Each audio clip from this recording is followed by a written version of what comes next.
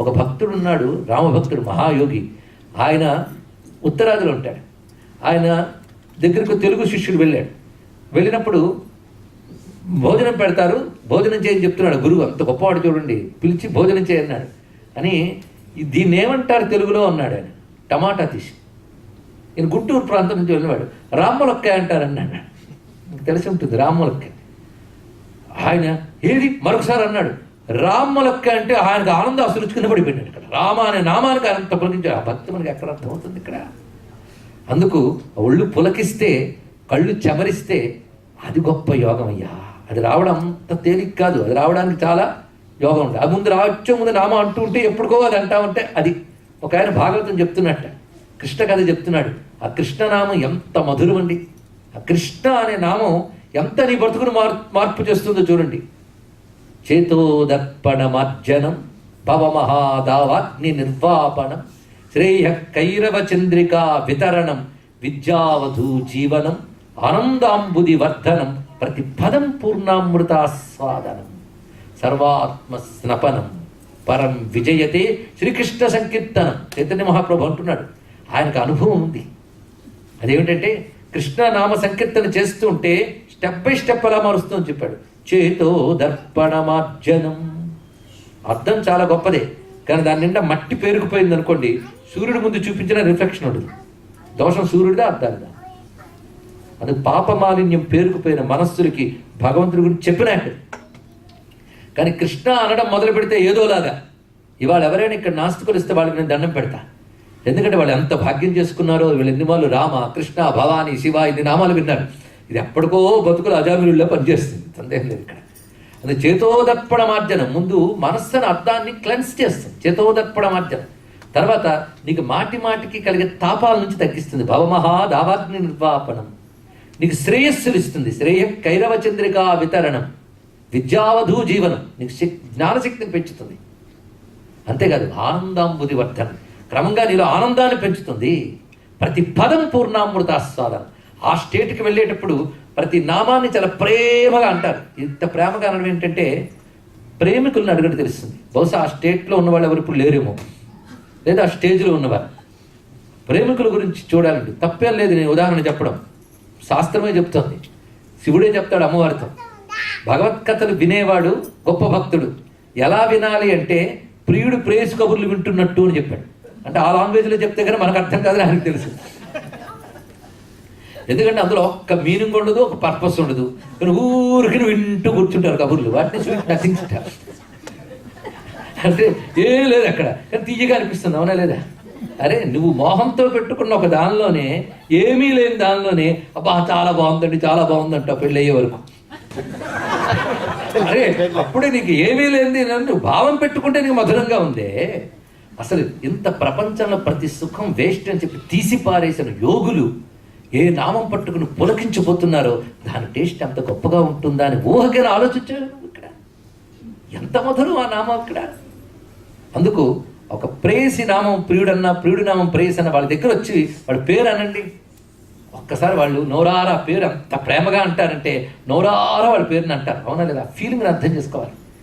ప్రేయసి ప్రియులే కాదు, మన పిల్లల మీద మనకు ప్రేమ ఉన్నా, మన పిల్లాడికి మోహన్ అని పేరు పెట్టుకున్నాం, వాడు ఎక్కడో ఉన్నాడు పాపం. మనం వెళుతున్నప్పుడు ఎవడో తోవలో తారసపడతాడు, బాబు నీ పేరేంటి మోహన్. మోహన్ మోహన్ అనగానే మనసు వెళ్ళిపోతుందా కదా. ఇప్పుడు ఆ మోహన్ అని నువ్వు అనుకుంటావు కూడా, మోహన్ అన్నప్పుడు ఎంత ప్రేమగా అంటావు. అదే నీ కొడుకుని కూడా ఏరే మోహన అని పిలవచ్చు. నువ్వు ఆ మోహన్ అన్నప్పుడు ఎంత ఫీల్తో అంటావు అక్కడ. అలా మనం ఒక ప్రేమ పెట్టుకున్న పేరుని ఎంత ఫీల్తో అంటామో భక్తుడు ఫీల్తో అంటాడు అక్కడ. ఆ పేరు అంటున్నప్పుడు ఆయన ఎగ్జిస్టెన్స్ని ఫీల్ అవుతాడు. అయితే మీరు ఇక్కడ కూర్చుని మీ అబ్బాయి మోహన్ ఫీల్ అయితే వాడు రాకపోవచ్చు, కానీ కృష్ణ అని ఫీల్ అయితే కృష్ణుడు వస్తాడు. ఇది తెలుసుకోండి ఇక్కడ. ఎందుకంటారా, ఆ మోహన్ ఒక మనిషి, శరీరంలో లిమిటెడ్ కనుక వాడు వస్తాడు రాడు రెండూ ఉన్నాయి. కానీ నువ్వనే కృష్ణుడు నీలో నాలో మన గుండెలో ఉన్న ఈశ్వర చైతన్యం సర్వత్రా ఉన్నాడు. అని పిలిస్తే తప్పకుండా వస్తాడు. పసిపిల్లాడు పిలిచినా వస్తాడండి, సందేహం లేదు ఇక్కడ. దృఢంగా పిలవగలగాలి. కానీ ఎలాంటి మార్పు జరుగుతుందంటే కొద్ది రోజుల క్రితం, మళ్ళీ నేను ఎక్కువ ఈ ప్రవచనం మాత్రం జీవితాల్లోంచి అనుభవాల నుంచి చెప్పగలుగుతున్నా. ఎందుకంటే ఇప్పుడు ఈ చిన్న జీవితంలోనే భారతదేశంలో, అమెరికాలో, విదేశాల్లో అనేక చోట్ల ప్రవచనాల కోసం తిరగడం జరిగింది. తిరిగేటప్పుడు నేను ఎవరికేం నేర్పానో తెలియదు, కానీ నేను చాలా నేర్చుకున్నా. ఒక్కొక్కరు వాళ్ళ ఎక్స్పీరియన్స్లు చెప్తూ ఉంటే, పైగా పెద్ద పెద్ద వాళ్ళు ఇంటలెక్చువల్స్ వాళ్ళు చెప్తూ ఉంటే ఆశ్చర్యం వేస్తుందని. బరంపురం అని ఊరుంది, అక్కడ జరిగిన ఒక సంఘటన ఆశ్చర్యం. ఒక దొంగ ఒక ఇంట్లో దొరబడ్డాడు. జొరబడి తల్లి కొడుకే ఉన్నారు, ఇంకెవరు లేరు పాపం. వాళ్ళిద్దరిని కట్టేశాడు. కట్టేసి దోచుకోవడానికి చూస్తుంటే ఆ పిల్లాడు ఏడుస్తుంటే తల్లి ఒక మాట అంది, ఏం భయపడకరా, కృష్ణ కృష్ణ కృష్ణ అనుకో అన్నదండి ఆ తల్లి. ఆ దొంగ కృష్ణ కృష్ణ కృష్ణ అనుకుంటే తప్పకుండా కాపాడతాడమ్మా అని అడిగాడండి. కాపాడతాడు, అందరూ సందేహం లేదండి ఆ తల్లి అంత ధైర్యంగా.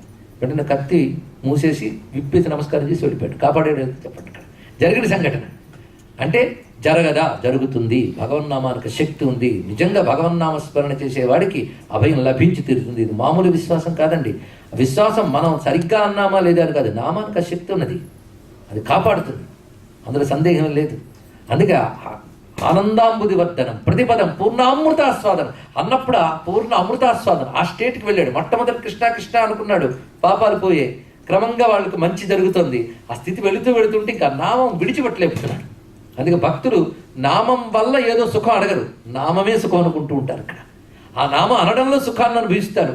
అందుకే త్యాగయ్య గొప్ప మాట అంటాడు, ప్రేమ ముప్పిరిగొను వేల నామము పలికేవారు ఎందరో మహానుభావులు. ఎవరయ్యా మహానుభావులు అంటే ప్రేమ ముప్పిరిగొను వేల, వాళ్ళు ఒళ్ళు పులకిచ్చిపోతుంది నామం అంటున్నప్పుడు. ఒక ఆయన ఇలాగే కృష్ణ కథ చెప్తున్నాడు భాగవతం. నార్త్లో జరిగిన సంఘటన ఇది, ఉత్తరాదిలో భారతదేశంలో. కృష్ణ కథ చెప్తూ ఉంటే కృష్ణ కథకు ఒక మంచి గొప్పతనం ఉందండి.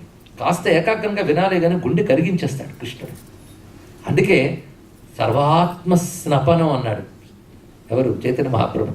ఒక బాగా వేడిగా ఉన్నవాడు శవరాన్ని చేసుకుని హాయిగా స్నానం చేసినట్టు మన మనస్సును అలా స్నానం చేయించేస్తుంది కృష్ణనామం. ఎంత గొప్పగా చెప్పాడు ఇక్కడ, అంత శక్తి ఉన్నది. ఆ కృష్ణ కథ వింటూ అనేక మంది ఆనందపరచలేకపోతున్నారు. ఒక పండితుడు అక్కడి నుంచి వెళుతున్నట్ట, స్కాలర్. ఆ వెళుతున్నవాడు ఏమిటో ఈ పురాణాలు చెప్తూ ఉంటాడు, వీళ్ళందరూ ఇలా కూర్చుని ఉంటారు అనుకున్నట్టు. ఒకరోజు వెళ్ళిపోతున్నాడు. రెండో రోజు మళ్ళీ ఆ తోవలోంచి వెళుతూ ఉంటే కాస్త నిలబడి విన్నాడు. చూడండి, స్టెప్ బై స్టెప్ అలా మార్పు వస్తుంది.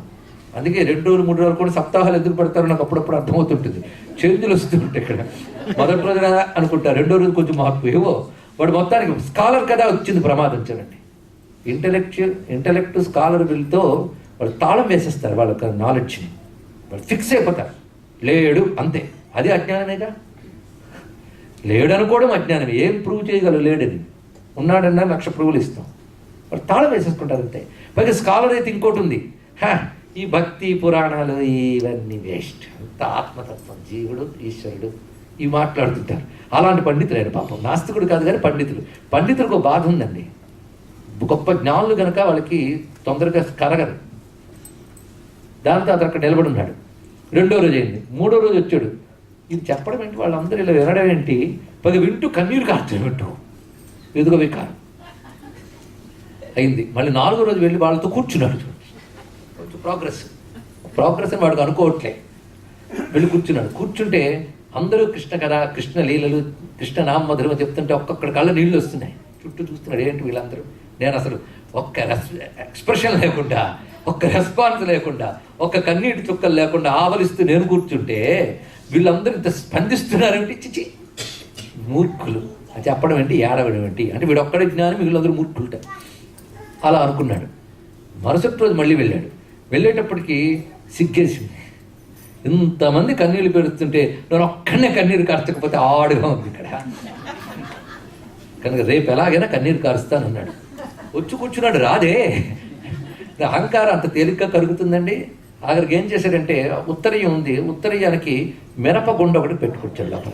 మిరపకాయలు వచ్చుకుని చుట్టూ చూస్తున్నాడు. వాళ్ళందరికీ కన్నీరు వస్తుంది, వీడికి రావట్లేదు, బాగులేదని దాన్ని ఇలా అద్దుకుంటున్నట్ట. అద్దుకుంటూ ఉంటే కన్నీరు కారుతుంది. అమ్మయ్యా అనుకున్నాడు, కానీ స్పందన రావట్లే. ఇది పక్క నుంచి ఒక ఆయన అబ్జర్వ్ చేశాడు. ఇలాంటి వాళ్ళు ఉంటుంటారు, ప్రవచనం అనుకుంటే పక్క వాళ్ళని అబ్జర్వ్ చేశాడు. ఈయన ఏం చేశాడంటే ప్రవచనం అవగానే ఆయన దగ్గరికి పరిగెత్తుకెళ్ళి మీకు తెలిసే లేదో ఆయన మిరపకాయ అద్దుకుంటూ కన్నీరు కట్టారు కానీ నిజమైన కన్నీరు కాదండి అన్నాడు.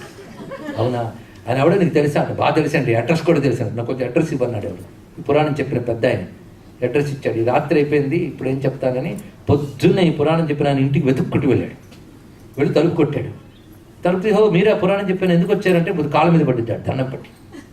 ఏమిటయ్యా నాకు ఇలా దండం పెడుతున్నావు అంటే, భగవంతుడి గురించి చెప్పేటప్పుడు చెమర్చని కంటిని శిక్షించాలి అని మీ దగ్గర నేర్చుకున్నానండి నేను కాళ్ళ. అదండి అప్పుడు అర్థమవుతుంది ప్రహ్లాదుడు అన్న మాట. కంజాక్షునకు గాని కాయంబు కాయమే పవన గుంపిత చర్మ భస్త్రిగాక వైకుంఠు పొగడని వక్త్రంబు వక్త్రమే ఢమఢమధ్వనితోడి ఢక్కగాక హరిచింతనము లేని జన్మంబు జన్మమే తరళ సలిల బుద్భుదంబుగాక. ఆ భావం ఇక్కడ ఇచ్చిన ఇంద్రియాలు ఆయనకు వినియోగించాలి. ఒక్కసారి రామా నామా అనే నామాన్ని పలకగానే నీ మనస్సు శరీరం అంతా కలుస్తుంది చూడండి ఇక్కడ. అందుకే అన్నిటికంటే నామానికి ఎక్కువ పూజ ధ్యానం వీటికంటే నామం గొప్పది అవుతుంది. ఎందుకంటే నామం నోటితో అన్న నోరు వాకిల్ లాంటిదండి, ఇటు శరీరానికి మనస్సుకి వాకిల్ లాంటిది చూసారా. అందుకే పూజలా చేయాలంటే మనస్సు నిలవదు, ధ్యానం చేయమంటే అసలు మనస్సు నిలవదు. అది నామాన్ని పలుకుతూ ఉన్నారనుకోండి, అది శరీరాన్ని మనస్సును కూడా ప్యూర్ చేయగలదు. చేస్తే ఇంకా ఎలివేషన్ వస్తుంది ఇక్కడ. ఇది ఎలాంటిదంటే పూర్వకాలంలో గుమ్మం దగ్గర దీపం పెట్టేవారు. గుమ్మం అంటే తెలుసు కదా, తేంగాట్. గుమ్మం దగ్గర దీపం పెడితే అది బయటికి వెలిగిస్తుంది, లోపలికి వెలిగిస్తుంది. అలాగే తులసిదాస్ చెప్తున్నారు, రామ నామ మణి దీపదర్ దేహ జీహకి ద్వార్. రామ అనే నామ దీపాన్ని నీ నోరు అనే ద్వారం దగ్గర పెట్టు, అది నీ మనస్సులో చీకటిని బయట చీకటిని కూడా పొగుడుతుందయ్యా అని చెప్పాడు మహానుభావుడు ఇక్కడ. అది భగవన్నామా అనుకున్నటువంటి ఆ శక్తి అలాంటిది. అది లోపల బయట కూడా శుద్ధి చేయగలదు. అలాంటి ఆ నామస్మరణ ఆ దివ్య స్థితిని ఇస్తుంది కనుక ముందు అంటూ ఉంటే ఎప్పటికైనా వస్తుంది. కనుక నోరున్నందుకు ఆ నామాన్ని అనగలిగితే మన జీవితాల్లో అది మార్పు చేస్తుంది. అది చిన్నప్పుడు పిల్లలకి ఎలాగైతే తల్లి పోషకాహారం ఇస్తూ ఉంటుంది, పిల్లడికి అది నచ్చదు. దాంతో వాడు తిన్నోహం తిరుగుతుంటే వాడిని పట్టుకుని పెడుతూ ఉంటుంది. అంతేగాని పోషకాహారం ఎందుకు తినవలనగా దీనిలో పలానా విటమిన్ కలదు, ఆ విటమిన్ నీ కంటికి బాగు చేసిను అని ఉపన్యాసం ఇవ్వదు. అవునా లేదా? ఎందుకంటే తినే వాడు తెలియదు, అంతే కదండి. తల్లి పాలిస్తే పిల్లాడు ఎదుగుతాడు అని తల్లి పాలు ఇవ్వడమే. అంతేగాని తల్లి పాలులో ఎన్ని పోషక విలువలు ఉన్నాయనగా అని పిల్లాడికి చెప్పివ్వదు. వాడు తెలియదు అంతే. ఇక్కడ వాడు తాగిన తర్వాత తెలుస్తాయి. అది అందుకే అన్ని తెలుసుకొని చేస్తాను అనద్దు, ముందు చేస్తూ ఉండండి, తర్వాత తెలుస్తూ ఉంటుంది. అందుకే ఏ శాస్త్రం చదువుతాం, ఏ పుస్తకాలు చదువుతాం, ముందు భగవన్ నామాన్ని పట్టుకుందాం. ఏ ఇష్టదైవ నామం పట్టుకున్నా చాలు. మీరు రామ అన్నా కృష్ణ అన్నా పలికేది తగిలేది ఒకే భగవంతుడికి, అది మర్చిపోవద్దు. అందుకే నేను ఇవాళ ఈ దేంతో ప్రారంభించానో దానితో ముగిస్తున్నాను. వేదం ఒకే భగవంతుడిని చెప్తుంది. ఆ భగవంతుడే విష్ణువు, ఆయనే రాముడు, ఆయనే శివుడు. ఇన్ని రూపాలతో ఉన్నాడు, ఇన్ని నామాలతో ఉన్నాడు. కానీ ఏ నామమానే ఆయనదే. మీరు విష్ణు సహస్రం చదవండి, అందులో శివనామాలు ఉన్నాయి, లేవు? ఇంద్ర అగ్ని వరుణ అందరి నామాలు ఉన్నాయి. అంటే ఇన్ని నామాలు ఆయనమైనప్పుడు ఇంద్రదేవతలు ఆయన కాడా? అందుకే అన్నమయ్య ఒక్క మాటలో చెప్పాడు, హరి అవతారములు అఖిల దేవతలు. ఇప్పుడు శివశాస్త్రం వెతకండి, అందులో విష్ణునామాలు కనబడతాయి. అవునా లేదా? అలా అమ్మవారి నామాల్లో మీకు అన్నీ కనబడతాయి. ముకుంద, గోవింద అన్నీ కనబడుతున్నాయి. శివ, శాంకరి, శాంభవి ఇవన్నీ కనబడుతున్నప్పుడు అర్థం ఏంటి? ఒకటే భగవంతుడు అనేక దేవతల రూపంతో ఉన్నాడు. ఏ దేవతని మనం పిలిచినా ఆ స్వామినే. అలా ప్రతి నామము ఆయన నామమే అని ఎరుకగలగాలి, ప్రతి రూపము ఆయన రూపమే అని ఎరుకగలగాలి. కనుక శాస్త్రములో చెప్పబడ్డ సర్వనామములు మనకి గొప్పవే. అందుకే దేవీనామాలు కానీ దేవనామాలు కానీ ఏవైనా సరే ముందు అనడం అనుకోవడం అనే సాధన చేస్తే తర్వాత వాటిలో ఏముందో తెలుసుకునే ప్రయత్నం చేస్తాం. ఇప్పుడు సెకండ్ స్టెప్ అంటే ఇప్పటి వరకు నేను చెప్పినది భగవన్ నామంలో ఉన్న శక్తి ప్రభావం, అది తెలిసి అన్నా తెలియకన్నా చూపించే విషయం చెప్పుకున్నాం. ఇప్పుడు తెలిసింది, తెలిసాక నామాన్ని విడిచిపెడతామా? ఇది ఆలోచించారు కదా. విడిచిపెట్టం.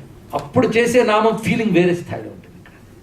అప్పుడు నామాలనే కాన్సెప్ట్ని ఋషులు ఒక నాలెడ్జ్ బేస్ కింద మనకి ఎలా ఇచ్చారు, అసలు నామాలు వాటి పర్పస్లో ఇంతవరకు మహిమలు చెప్పాం, ప్రభావం చెప్పాం, జీవుడిని ఎలా క్లెన్స్ చేస్తుందో చెప్పాం, ఇవన్నీ అయ్యే. కానీ నామాలు మనకి 1000 నామాలు 108 నామాలు ఇవ్వడంలో ఋషుల ఉద్దేశం ఏమిటి అది మనం తెలుసుకోవాలి. అదేవిధంగా చెప్తానంటూ దాటవేసిన విషయం ఏంటంటే నామజపం చేసేవాడికి కూడా నియమాలు ఉంటాయి. అది కూడా ఒక యోగం, అదొక యోగా. మీకు యోగా అని సౌండ్ పెడితే చాలామందికి ఇష్టం, ఎందుకంటే వీళ్ళు ఇష్టపడి తెచ్చుకున్నారు కానీ మనకి ఇప్పుడు ఇష్టం వీళ్ళంటే. కనుక వాళ్ళు రమణ మహర్షిని మెచ్చుకుంటే మనకు రమణ మహర్షి నచ్చుతాడు, వాళ్ళు యోగా అంటే మనకు నచ్చుతుంది, కానీ మనమే అంటే మాత్రం నచ్చదు.